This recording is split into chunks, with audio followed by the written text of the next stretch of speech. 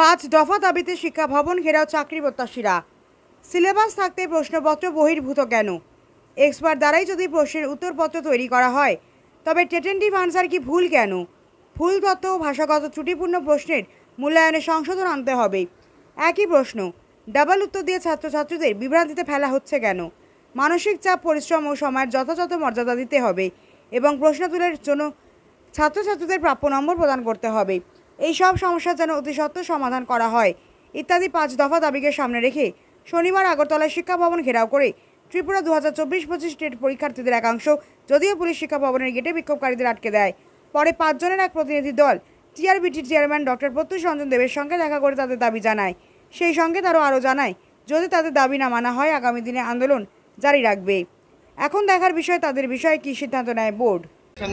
পক্ষ থেকে বলছি, আমাদের মূলত দাবি ছিল আমাদের যে সিটিপি পার্টে আছে ওখানে কিছু কোশ্চেন ভুল আছে, কিছু কোশ্চেন আউট অফ সিলেবাসের আছে অন্তর্ভুক্ত, ইংলিশের ক্ষেত্রেও কিছু ডাবল কোশ্চেন আনসার আছে, বাংলার ক্ষেত্রেও কিছু গ্রামাটিক্যাল মিস্টেক আছে। ওদের ওইখানে মেনশন আছে যে ইংলিশ থেকে বাংলাতে যদি ট্রান্সলেট করা হয় ইংলিশটাকে প্রায়োরিটি দেওয়া হবে, কিন্তু বাংলার ক্ষেত্রে তো কোথাও নেই, বাংলাটা তো ডাইরেক্ট বাংলার কথাই বলা আছে। ওইটা আমাদের প্রবলেম। আরও কিছু বাংলা থেকে আউট অফ সিলেবাসের কোশ্চেন আছে,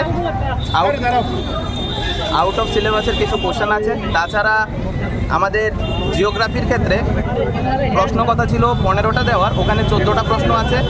তাছাড়াও পলিটিক্যাল সায়েন্সের মধ্যে কিছু কোশ্চেন আনসার ভুল আছে, তারা ধারাও ভুল দিয়েছে, আর্টিকেলের যে ধারাটা ওটাও ভুল দিয়েছে। তাছাড়াও কিছু হিস্ট্রি, জিওগ্রাফি কিছু কিছু ক্ষেত্রে কিছু ডাবল, হিস্ট্রির ক্ষেত্রে হয় না, পলিটিক্যালের যে প্যাডাগজি পার্ট আছে ওখানে কিছু ডাবল আনসার আছে। তাছাড়াও কিছু প্রশ্ন ভুল আউট অফ সিলেবাস প্রশ্নগুলো আছে, আমরা ওগুলা নিয়ে ওদের সাথে কথা বলতে গিয়েছিলাম। ওইখানে টোটাল কতগুলো প্রশ্ন এরকম? টোটাল আমাদের মতামত অনুযায়ী আমরা 41টা প্রশ্ন মানে চ্যালেঞ্জ করেছিলাম, সবগুলা মিলিয়ে উপযুক্ত তথ্য দিয়ে আমরা অনলাইনে চ্যালেঞ্জ করেছিলাম। কিন্তু আমাদের ক্ষেত্রে কি হয়েছে, আমরা সবাই মিলে তো করেছি, আমরা টোটাল সব মিলিয়ে প্রশ্ন সবাই মিলে 180 থেকে 190টা প্রশ্ন চ্যালেঞ্জ করা হয়েছে। তো চ্যালেঞ্জ করার পর দেখা গিয়েছে কি আমাদের 70টার মতন কোশ্চেন, মানে হতে পারে একটা প্রশ্ন কেউ 4 বার করেছে, 5 বার করেছে, এমন 70টার মতন প্রশ্নের মধ্যে নাল জাতীয় যে ব্যাপারটা আছে ওটা এসেছে। পেমেন্ট রিসিভ হয়েছে, পেমেন্ট মানে ব্যাংক থেকে রিসিভ হয়েছে, কিন্তু নাল অপশান এসেছে ওইটার মধ্যে। ওগুলো নিয়েই আমরা মূলত ওইখানে যাওয়া। কি বলেছে কর্তৃপক্ষ বলেছে তাদের প্রশ্নের ব্যাপারে কোনো কিছু নেই, আমাদের যা রিভিউ আছে আমরা অনলাইনে জানানোর জন্য ওরা সাবজেক্ট এক্সপার্টকে পাঠাবে, তারপরে তারা যা কিছু করার ওটা দেখবে। আপনারা কি চান? আমরা চাই আমরা প্রশ্নগুলো একটু বোঝো করা, প্রশ্নগুলোর মধ্যে কি কি ভুল আছে আমরা তুলে ধরতে পারি ওনাদের সামনে, আমরা এটাই চেয়েছিলাম, এই জন্যই আমরা গিয়েছিলাম।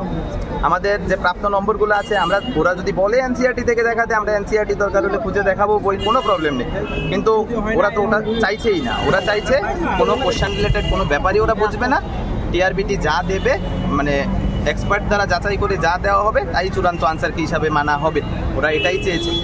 মানে আপনার এখন পরবর্তী কি কোনো পদক্ষেপ বা এখন আমরা ওটা চিন্তাধারা করে ডিসাইড করে দেখা যাক কি করা যায়। ব্যুরো রিপোর্ট, হাল্লা বোল।